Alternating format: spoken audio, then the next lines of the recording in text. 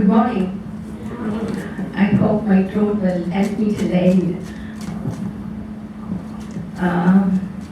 I'm extremely thankful to Brother Vinu and CPBF members and my father's friend, VIP's Chancellor, kalvi Vishwanathan, for coming here, and my parents and all my friends from my college who had come here. I'm extremely thankful that you're all here, and it's a great privilege for me to speak on this topic, multiverse or universe. Recently, one of the greatest picture that hit the front pages of all our newspapers. If I ask you, what would you say? It is a picture of the black hole that was imaged, right? When you were asking, how can you picture a black hole that is dark? So how they did it? This black hole is around 4.1 million times heavier than our sun, and it is around 26,000 light years away from us. What do you mean by light year? Light year is the speed light takes. Light speed is 186,000 miles per second, and in 1 year what it travels, that is the light year. And you know, if you want to comprehend, light takes around 7.5 times in 1 second it can go around our earth. 1 second, 7.5 times light can go around the earth, means what is the speed of light? So that is light year. So now, this black hole, how they image? You need an Earth-sized telescope to image a black hole. But how do you get an Earth-sized telescope? That's why it's an international collaboration. It's called Event Horizon Telescope. They did it together, and it's a very gigantic way they did it, and it's all the information around terabytes, thousands of terabytes of information were joined together to get this picture. But people are wondering, what's a black hole, first of all? When the stars, which are 20 times heavier than our sun, star dies in a supernova explosion, the mass collapses in a single point. It's called singularity, where the mass is so infinite and energy is infinite in a small dot. The laws of physics breaks down. So in the center of the black hole, there is singularity.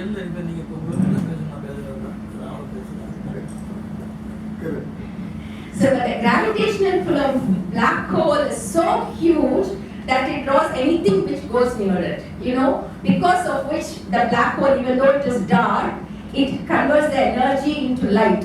Now you think what would happen if you go near a black hole? You will be slowly travel faster as you go near it, and finally you will become one with the black hole as a point. Maybe you cannot come back home to tell your experience, right? So and that is the power of a black hole. But all these mysteries, it's a huge mystery. That's why many people are after astronomy. This black holes, there are around dozens of black holes in our Milky Way galaxy. Anytime have you thought that whether we will be sucked inside? No, because Milky Way is strategically placed at the right position. There are 4 arms, and we are placed in the inner rim of a minor arm, so that oh, my voice is okay. This is okay, or that is okay? Which is better? Take your time. Okay. So this Milky Way is positioned our solar system is positioned at the right place in our Milky Way galaxy, so that all the black holes and all the supergiant stars are far away from us, so that we will not be sucked inside. It is purposely designed beautifully. And you know, this Milky Way is too huge. Its size is 100,000 light years across, and its thickness is 1,000 light years. So that is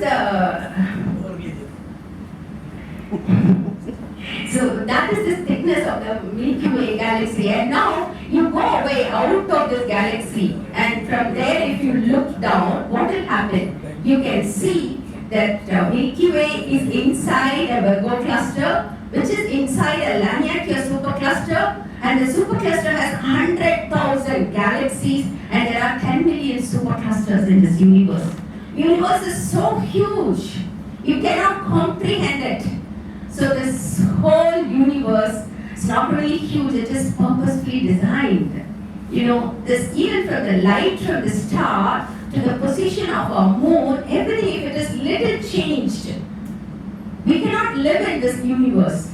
Because Stephen Hawking said when this universe started, first it started at a big bang, they say, because people are so much after how this universe was there. There were many theories. Three main theories were there. The steady state theory, the universe existed forever.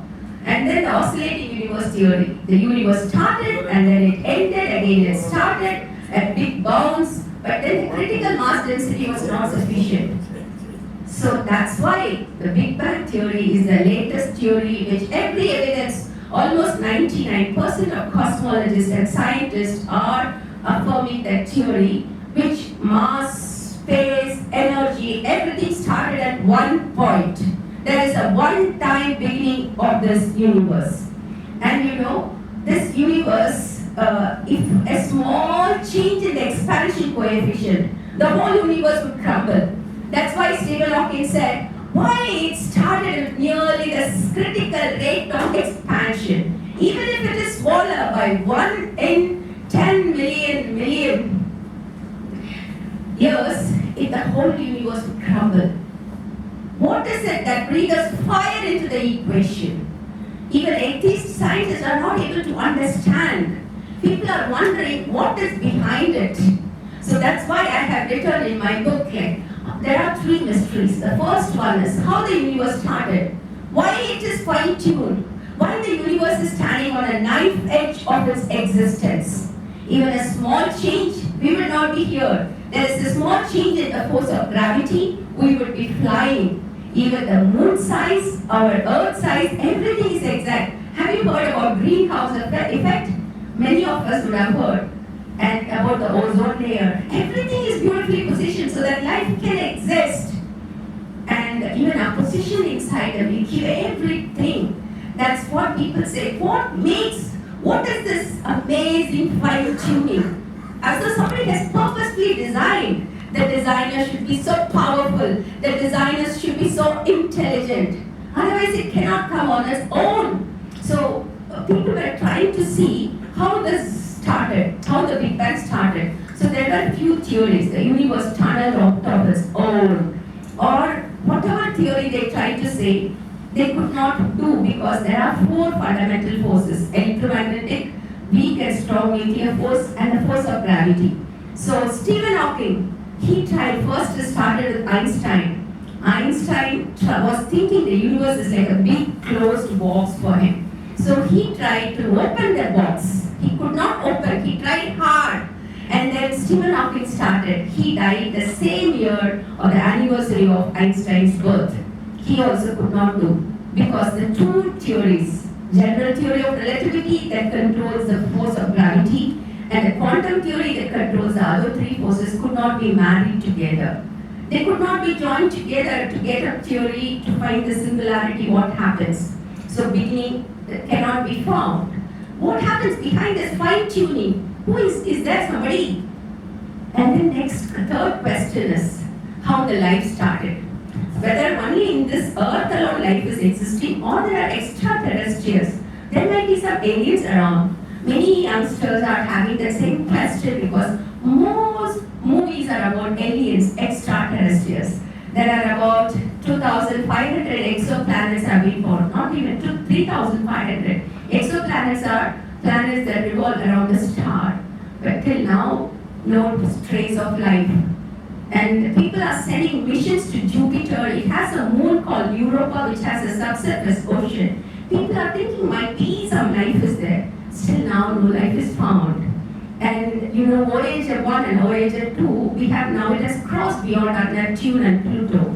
They have put a golden phonograph inside, recording all the voices in the earth. So that if some extraterrestrial finds our Voyager, they can think, okay, there is a life. When they were trying to put it, people are so much against it. Even one Nobel laureate, Sir Martin Riley, he said, we should not reveal our existence to extraterrestrials. They'll come and kill us and eat us. But till now, our voice has grown louder. There is no extraterrestrials yet. we might find, even if might find, who created them, how the first life started. So first life, if so many theories have been put forward, like it started in an organic soup or from somewhere outside something came and seeded the universe, but every theory have lost its credit.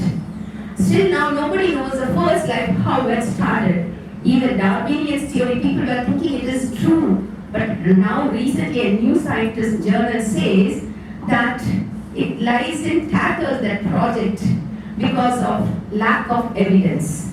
There are so many scientific gaps in Darwinian evolution. There are so many scientific gaps. You can read my book, around 250 references I have given from the latest journals. And you know, Frederick Hoyle and Chandra Vikramasinghe, they were working on this project. They are telling the likelihood of the first life coming is, what's the probability if you ask, one chance in 1 by 1 followed by 40,000 zeros. That is the chance if the first life has to come, if the whole universe is filled with organic soup. Even the life's complexity, how it evolved, if somebody asks, they are telling that a tornado is coming to your junkyard and it's assembling the material and a Boeing 747 evolves. How probability it is? That probable is the life's complexity. See, can you think your brain? We have already studied in our textbooks from a small virus, we have evolved, right? And then from a crouching ape, a man has evolved. But can you think your brain is so complex, your eye is so complex, can it come like that from a random chance? And it's impossible. That's why, and one more reason is people are telling it's your worldview. Because we always look at the world with our eyes, maybe sometimes our eyes are colored with some other glasses. So it's always good to find out what is the truth behind it. So, for example, he said that Stephen Jay Gould says, we are here because a fish developed some fins that later evolved as legs for extraterrestrial, legs for a terrestrial animal, and an animal wanted to go back into the water and it became a whale. And we are here because a small species somewhere in Africa, somehow by crook and nook, they became a human. So, and then one more person, he is an atheist, and he says that we cannot allow, that is Leventon, he says we cannot allow a divine foot in the door. So that's why if their worldview is so crossed, we have to find out what is the evidence. If all the evidence is pointing to an intelligent designer, or is it a random chance? These are the two things. Either he should be an intelligent designer or everything came out on its own. Right? So now if Bertrand Russell says, once his famous statement, somebody asked him, and he said, if God comes and he sees God, he'll ask, you did not give me enough evidence. It's not, I feel it's not that evidence is less, it's a suppression of evidence. It is all about suppression of evidence. And now coming to this, we saw the three mysteries, the beginning of life, the fine-tuning of life, and the beginning of the universe. So now if I want to suppress the evidence, I can always say this universe, why it is fine-tuned? Instead of that, some triggers started, instead of one universe, it bubbled out of thousands and thousands of universes. And one universe had hit the jackpot in the cosmic lottery. So our universe might have got the lottery in a cosmic bunch of universes, so everything is fine-tuned. So we might be living in a multi-universe instead of living in a single universe. That's the title of my talk. So we might be living in a multi-universe. So I was trying to understand on what basis this multi-universe comes. It's very interesting, when scientists try to solve the mathematics, they are getting not only x, y, z, a 3-dimension and a time dimension. They are getting many other dimensions. Some people are telling it's 11, some people are even telling 26. So I believe there can be other dimensions where spiritual beings can be, that God says that He has sent angels to protect us. And there are some other beings which tries to trouble us. Maybe we cannot see that they can see. And God is beyond every dimensions who can control. For example, It's a funny story. Recently, just a week back, and I went to Delhi. I left my door open and gone. So I never imagined. In the morning, early morning, 4 o'clock, I kept the key on the door and I'd gone. So after 3 days, when I returned back in the airport, returning back and searching my key, I couldn't get. I called my friend and asked, can you go and find out? She calls and tells, your key is hanging, your front door is open. I thought something could be inside, you call the security. But something was telling me I have given angels to protect. Some voice I heard. So I thought when I went, everything was intact, such a messier house, it was like how I left. So what I wanted to say is God is beyond every dimension, and there's no need to look at anything and fear of demons, fear of our worship of angels, anything. There is no need, because if we ask, He will send. And one more thing about this dimension, I was really awestruck. Mighty, is that true? Because tomorrow is Easter, and we read in the Bible that Jesus' body went through the tomb. There is no need for the stone to be removed. So He was crucified, and when He was kept after 3 days, His body went through the tomb out. So maybe there can be many other dimensions through which I have read about this book called Stranger Things, about a missing girl. A girl was missing, and about a mysterious voice suddenly appearing. At the backyard, they have a hole to go into the next higher dimensions. So like this, lot of stories are there, but is it true? But Jesus' body went through the tomb, and one time when all His disciples were there, He suddenly appeared. The doors were closed, everything was closed. Around more than 500 people looked at the resurrected body of Jesus. So maybe He could have entered, He might be in a very higher dimension, and He could have entered. See, John, He looked at Thomas. Thomas didn't believe that Jesus was resurrected. Put your hand in my hand. Put where I have this marks. They have nailed Him on a cross. His marks are still there, they say. Put your hand in the hand marks and in my leg and believe, He said. That's why Thomas came to India and died as a martyr. So there were so many theories to put forward, like swoon theory, hallucination theory, to discredit the resurrection. But you can see the evidence is overwhelming. Lee Strobel went out to discredit the resurrection of Jesus, and he ended up as a believer and wrote Case for Christ. The same man at Morrison, he was an investigative journalist.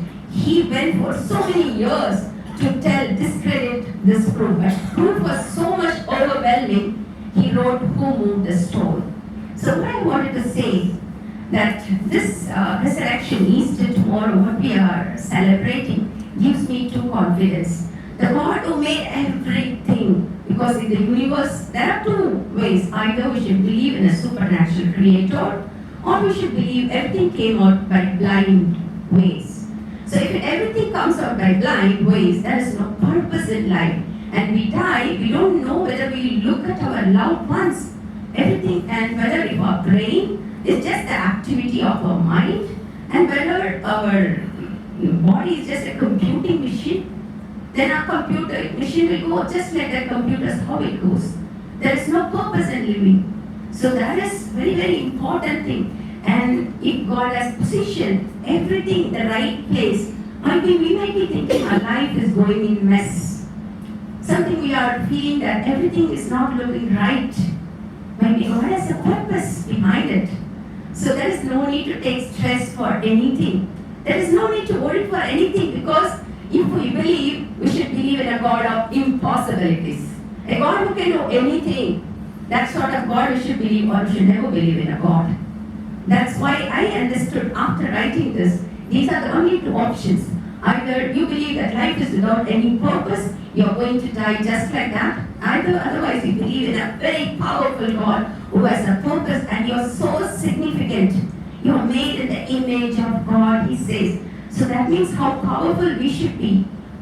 And the God who can come through the walls, He might be here, who knows it?